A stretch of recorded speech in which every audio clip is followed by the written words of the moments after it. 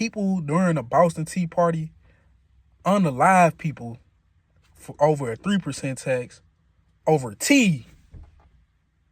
Not the property where they built their house, not the sales tax when they go buy different goods and services in society.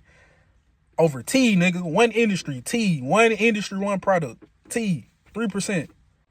Often. And we teach that in school and we glorify and we romanticize it. So my thing is, why are we leaking around? Why are we being like, this is stupid, this is so weird, when history has showed this at every level? Hey. Man, what's the knowledge? It's your guy Rodney. We back. Bring you guys a banger on the channel today, man. And today I want to talk about what I believe is a silent revolt or a silent revolution, or at the very least, the beginning stages of a revolution happening in the United States of America. Before I get into that though, this is or will be one of the first uploads to this new channel. So for all my new viewers and listeners, welcome. Hit that subscribe, hit that like, all the YouTube shit, man. And to, you know, because I will upload this to my other channel, my older channel as well. Welcome to all my returning viewers, all my returning listeners and subscribers. It's been a minute. It's literally been like a year and some change since I uploaded on this channel. But we're back now. And what a surprise. You get a surprise face reveal today. I know I'm handsome. You know what I'm saying? Don't trip. But with that being said, man, listen, I really wanted to talk about this because I believe we are beginning to see the beginning of a revolt, the beginning of a revolution. And mainstream media, of course, is not reporting on this. And I think it's important to cover because I just want to check the temperature with the people around me, meaning you guys, meaning my viewers, meaning my listeners, and see where everybody's headspace is at.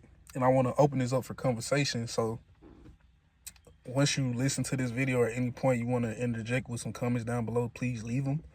But I think it's important that we talk about this today because obviously the country is going down in the wrong direction. Obviously.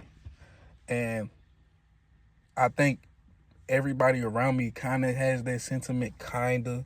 I know there's a lot of people who don't really want to acknowledge it. There's a lot of people who would rather everything stay the same, which is crazy because the way things are right now, the way things have been for like the past ever since COVID, bro, everything's been going downhill. Let me just say that. But I think it's important to cover because it's just important to see where the community is at. And I'm not talking about community or black community, white community. I'm talking about the American community. I'm talking about everybody.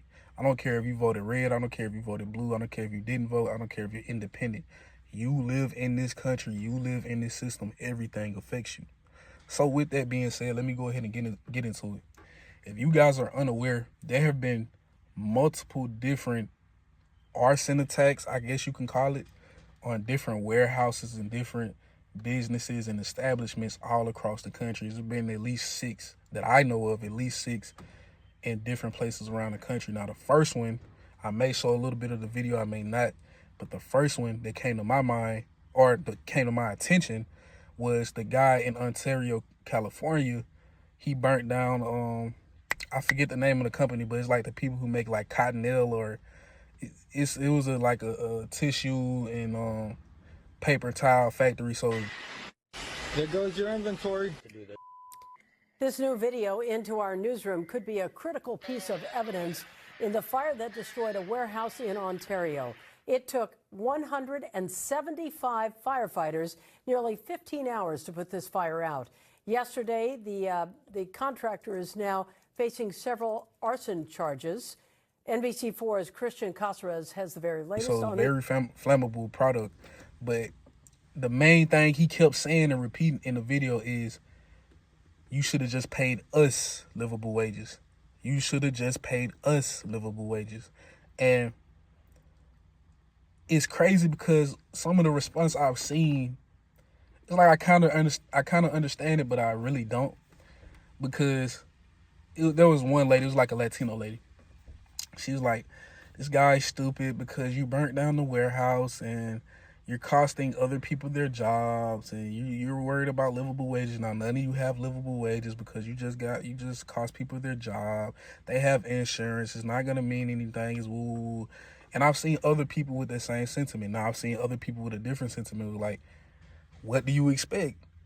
Play stupid games, get stupid prizes. Yeah, you should have been paying us a livable wage. You should have been paying us a livable wage. And that's the sentiment I've also been getting. My sentiment personally is play stupid game, win stupid prizes. I mean, let's be honest. They just had a story maybe like a week ago where the country is insolvent. Our credit rating dropped like a year ago. So that's already 2 marks. We went 39 trillion in debt maybe like a month ago. We're going to be like 41 trillion in debt by the time this year ends or something like that. And the bond market is in shambles. Everybody's releasing our bonds. They're not purchasing our bonds. They're not holding on to them. They're selling them off. You have BRICS on the horizon. They're doing their thing with that alliance. I mean, and even in 2020 alone, you know, you can fact check me if you want, but I've heard multiple stories just in that year when COVID was going on that since the inception of America in 1776, in that 1 year, 60-something% of our currency of US dollars was printed in that 1 year in 2020. So the money is devalued, is all get out. You have the Iran conflict going on. That affects everything because we're not getting oil, which means we can't fuel truckers, which means it costs more to just get your daily, average, everyday commodities to people's doorsteps, to get them to the supermarkets. Everything is going to cost more. So you have all of these geopolitical angles in play all at one time, whether it's of our design, of our enemy design, or both. And on top of that, compounding that, you have back to this conflict with Iran. The sentiment with most average everyday Americans is it's a pointless conflict, which it really is. We're getting involved in this conflict for a country where I actually don't even know if I can say their name. I'm gonna say it's not real. You know what I'm saying? The country, it's not real. Because I heard a black girl say that. I was like, oh, that's catchy. It's not real. And people have the sentiment now that basically this isn't even the United States of America anymore. This is the United States of it's not real. And can you really blame American people for having this sentiment? No. I mean, even it was just a story like yesterday. I forget what state this is. I want to say like Texas, but I don't think it is Texas.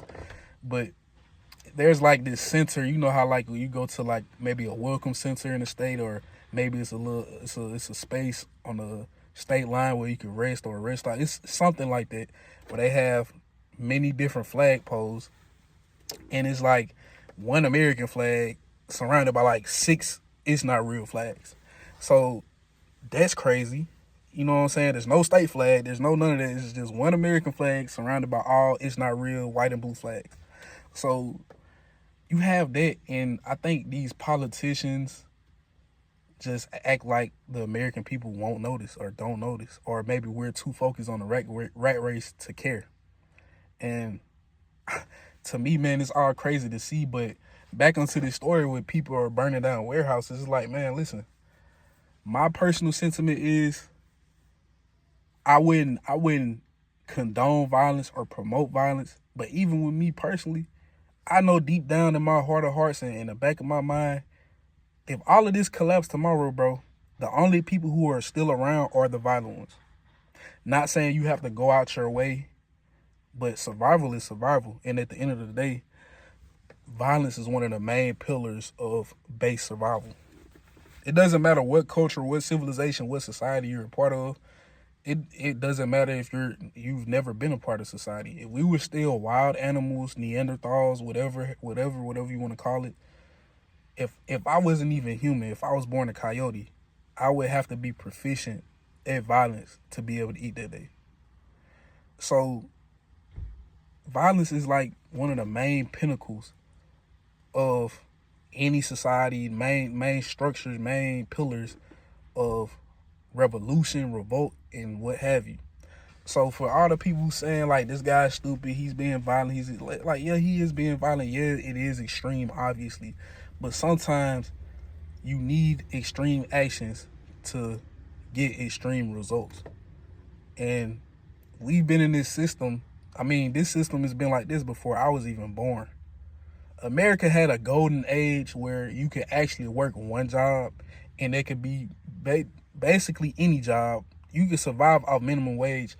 That golden age probably lasted for like 50, maybe 60 years. It lasted from anywhere from post World War II up to like maybe '03, maybe ish, because at that point everything was already on a decline because you had the '08 financial crisis. But back onto this silent revolt that I think that's going on, I think we're gonna see more of this. I think more people are gonna really realize, brother, I get taxed at every corner. I get sales tax, meaning when I go out and just buy a bag of chips, they're taxing it. I have, if you own a house or you're paying a mortgage, you pay property tax. If you know what I'm saying, I mean, before you get your check from working, they're taking income tax. None of this will even exist by the time like I'm at retirement age or something like that, and people under me are at retirement age. These things won't even exist anymore. They're saying Social Security is gonna run out by the year 2032 or something like that. It's not that far away. It's less than 10 years away.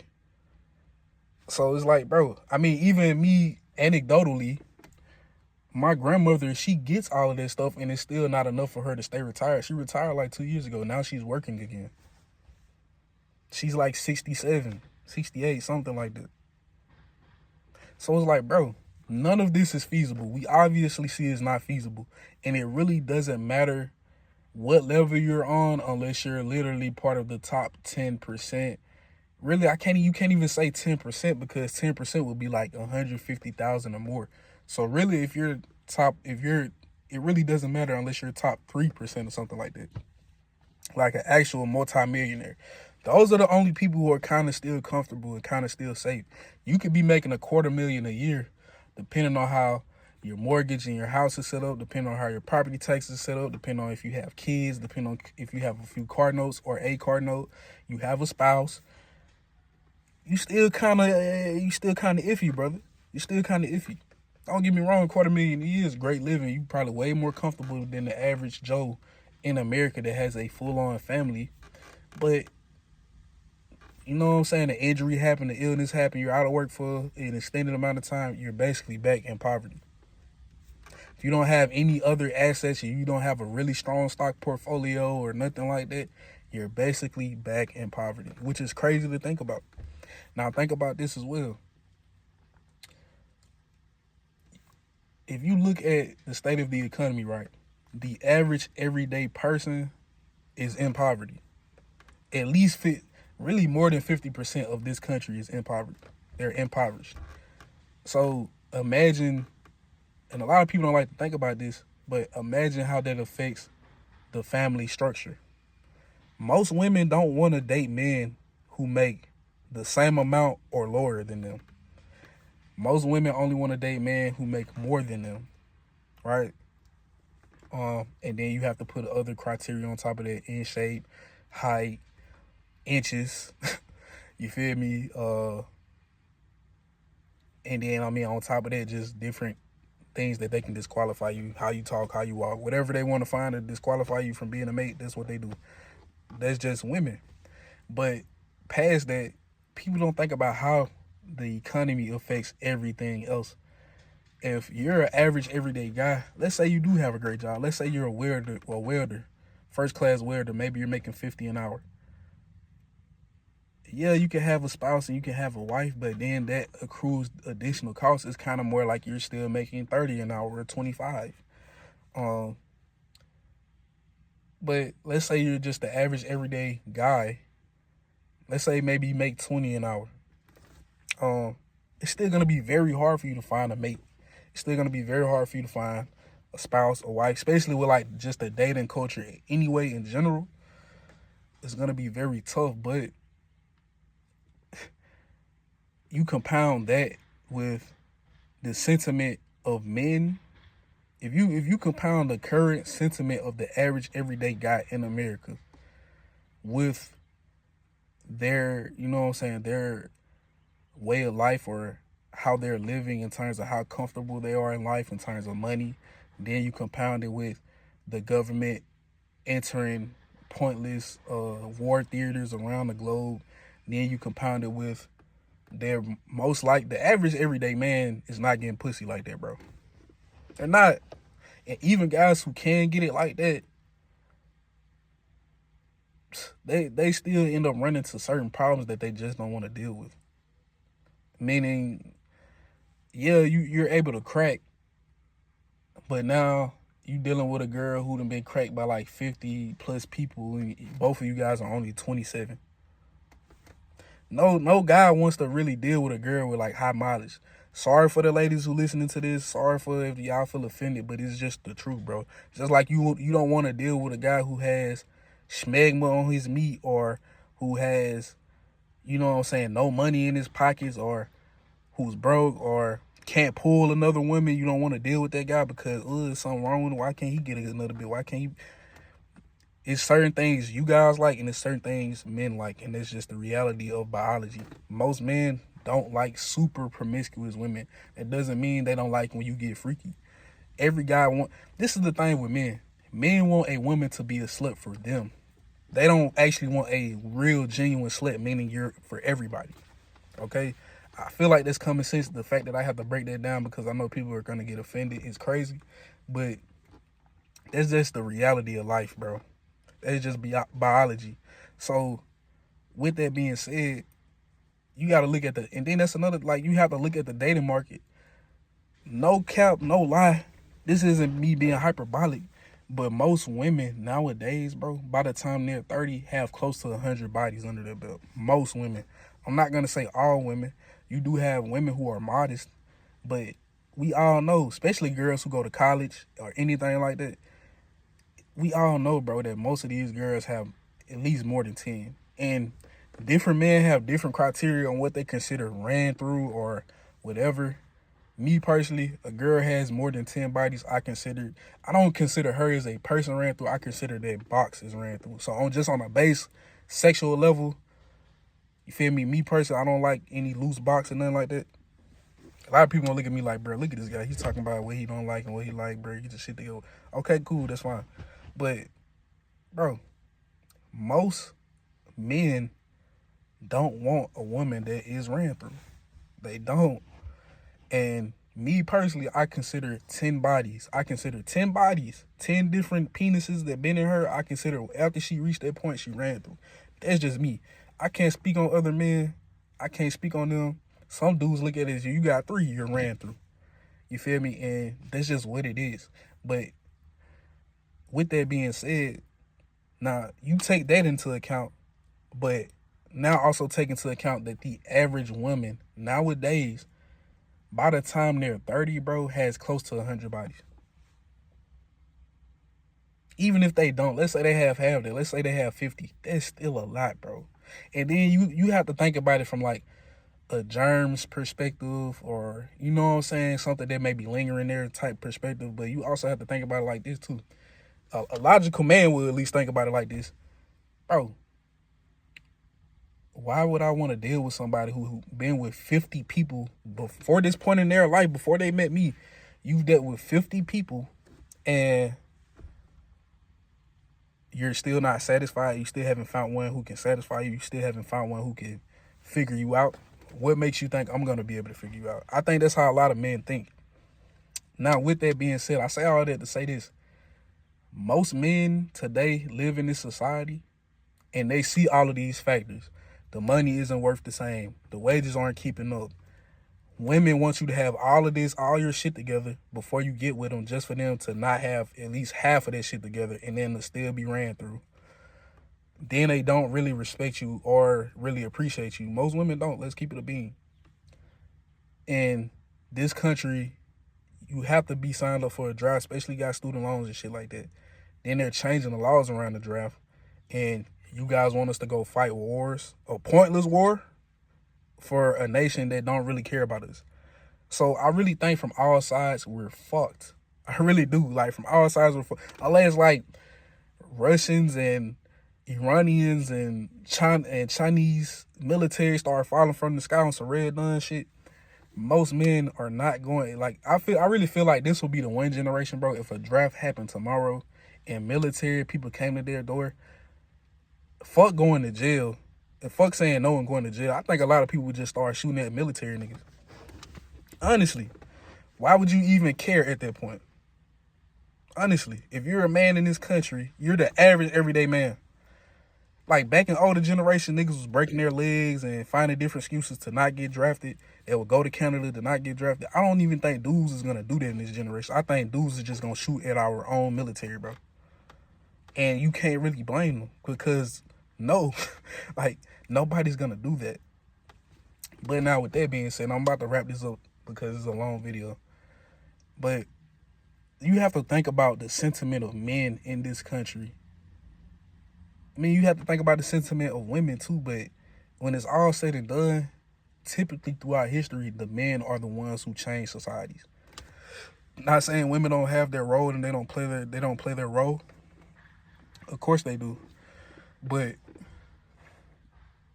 when things are really real, bro, if society collapsed tomorrow, most women are gonna look at a man in their life to be able to help them and be able to protect them, whether they're fucking them, whether they're their father, whether they're their brother, whether they're their, and it don't matter if they were on good terms with that nigga or bad terms with him. They're gonna look at that man to provide protection and to provide resources in times of great upheaval, of great strife.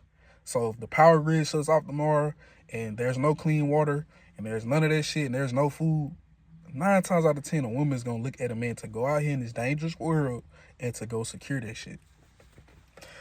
Now, with that, back onto the revolts and the warehouses being burnt down and all this, I think this is just a reflection of how people are really feeling inside. And a lot of people are saying, this is stupid, this doesn't mean anything, it's not gonna change it. Listen, bro, if it's not gonna change anything, think about this, bro. We pay taxes on every level. We have to pay for shit on every level, compounding with the fact that the money is not the same. Back in the day, one of the main stories we glorify and romanticize about America and American culture being the Boston Tea Party, those people really killed people over a 3%, not a 5%, not a 25%. Literally, my checks, literally, I was getting taxed 25 to 30%. Come on now. 25, quarter of my check gone before I even get to spend money. Quarter of my check gone, bare minimum. I was getting taxed 25, 30%. People during the Boston Tea Party unalive people for over a 3% tax over tea. Over imported tea. Not the property where they built their house. Not the sales tax when they go buy different goods and services in society. Over tea, nigga. One industry, tea. One industry, one product. Tea. 3% off them. And we teach that in school and we glorify and we romanticize it. So my thing is, why are we looking around? Why are we being like, this is stupid, this is so weird, when history has showed this at every level? History showed literally everything. History has showed violence and non-violence. And what the congruent thing that we've seen, change will come from this.